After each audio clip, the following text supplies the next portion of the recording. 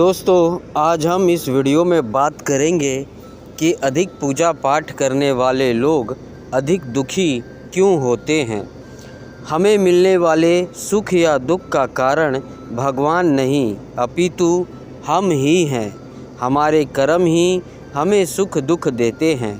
कर्म साकाम व निष्काम होते हैं। साकाम कर्म यानी ऐसे कर्म जिनके बदले में हम कुछ भौतिक सुख सुविधाएं चाहते हैं।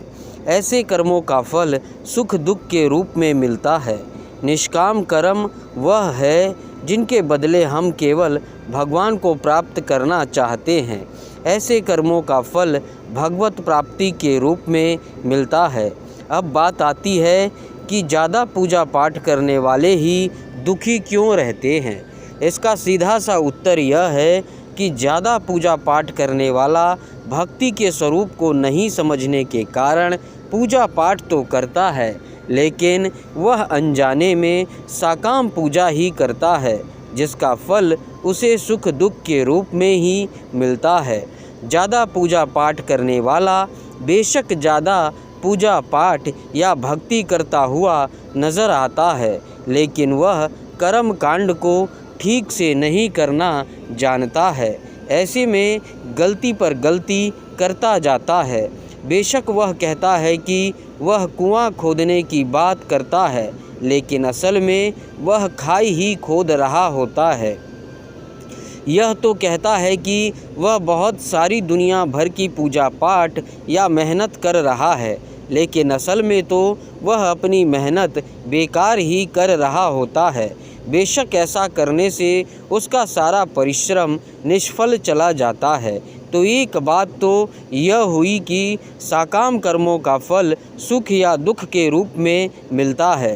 हो सकता है कि उसके पूर्व कर्मों की वजह से उसकी ज़िंदगी में दुख बहुत लिखे हो और पूजा पाठ से बेशक कम हुए हो, लेकिन फिर भी आप यही सोच रहे हो कि भगवान हमें इतनी पूजा पाठ के बाद भी दुख ही दे रहे हैं। और दूसरी बात यह है कि आप गलत तरीके से या बिना विधि विधान के जाने ही पूजा पाठ कर रहे हैं। आप बेशक अत्यधिक पूजा पाठ कर रहे हो, लेकिन उनका प्रभाव उल्टा या निष्फल हो रहा है।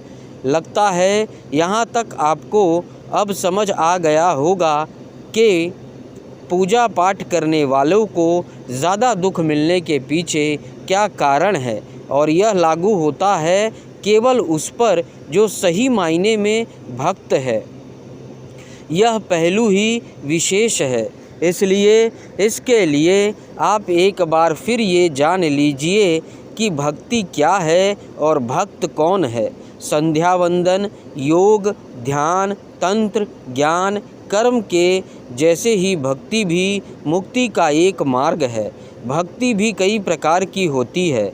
इसमें श्रवण, भजन, कीर्तन, नाम जप, स्मरण, मंत्र जाप, पाद सेवन, अर्चन, वंदन, दास्य, सख्य, पूजा, आरती, प्रार्थना, सत्संग आदि शामिल है। इसे नवधा भक्ति कहते हैं। अब आपको बताता हूँ भगवत गीता में उल्लेखित 4 तरह के भक्तों के बारे में। पहले नवधा भक्ति क्या है, यह सुनते ही आप शॉर्टकट में समझने लगते हैं। श्रवण, कीर्तन, विष्णु स्मरण, पाद सेवनम, अर्चनम, वंदम, दास्यम, सख्यमात्मा निवेदनम। पहला श्रवण, कीर्तन, स्मरण, पाद सेवन, अर्चन, वंदन, दास्य, संख्यम, और नवा होता है आत्मनिवेदन। अब बात करते हैं 4 प्रकार के भक्तों के बारे में। गीता में भगवान श्री कृष्ण कहते हैं, हे अर्जुन, आर्त, जिज्ञासु, अर्थार्थी और ज्ञानी, ये 4 प्रकार के भक्त मेरा भजन किया करते हैं। इनमें से सबसे निम्न श्रेणी का भक्त अर्थार्थी है, उससे श्रेष्ठ आर्त, आर्त से श्रेष्ठ जिज्ञासु, और जिज्ञासु से भी श्रेष्ठ होता है ज्ञानी। दोस्तों, यह भक्त ही केवल शुद्धि भक्ति का श्रेणी में आता है। ज्ञान भक्त के योग क्षेम का वाहन भगवान स्वयं करते हैं। इनमें से कौन सा भक्त है संसार में सर्वश्रेष्ठ? तेषां ज्ञानी नित्ययुक्तम एक भक्ति विशेष्यता प्रियो ही ज्ञानो अर्थ आत्मा स च मम प्रिया। अर्थात इनमें से जो परम ज्ञानी है और शुद्ध भक्ति में लगा रहता है वह सर्वश्रेष्ठ है, क्योंकि मैं उसे अत्यंत प्रिय हूँ और वह मुझे प्रिय है। भगवान श्री कृष्ण अर्जुन से कहते हैं, आप सब ही हैं जो जीवन के संग्राम के मध्य फंसे हुए हैं। हे अर्जुन, अनन्य भाव से मेरा चिंतन करते हुए जो भक्तजन मेरी उपासना करते हैं, उन नित्य युक्त पुरुषों का योगक्षेम मैं वहन करता हूँ। आदि गुरु श्री शंकराचार्य जी का मत है कि अप्राप्त वस्तु को प्राप्त करना योग और प्राप्त वस्तु का रक्षण करना क्षेम कहलाता है। हमारे जीवन का संघर्ष भी तो प्रायः दो भागों में विभाजित ही रहता है। हमारी सारी भागदौड़ अप्राप्त की प्राप्ति के लिए ही होती रहती है और हम चिंतित रहते हैं उस सबके रक्षण के लिए जो हमारे पास है। वस्तुतः हमारा कोई भी कार्य तभी यशस्वी हो सकता है जब हम अनन्य श्रोत्यंतो अर्थात संकल्प के विषय में निरंतर सोचते रहते हैं। इस तरह जब संकल्प का सातत्य, सर्वस्व समर्पण और आत्मसमर्पण ये तीन कुंजियाँ हमारे हाथ लगती है तो भाग्य का ताला स्वयं ही खुल जाता है। अर्थात योगक्षेम का भार स्वयं भगवान वहन किया करते हैं। यही शाश्वत सत्य है। अब इसको बिल्कुल सरल भाषा में समझ लीजिए।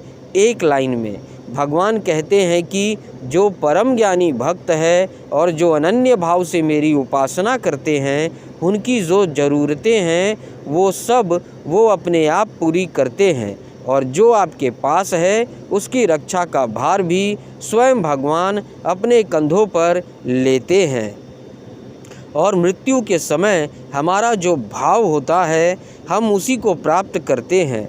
ऐसे में भगवान को याद बनी रहने से ईश्वर आपके लिए भगवत धाम का रास्ता खोल देते हैं।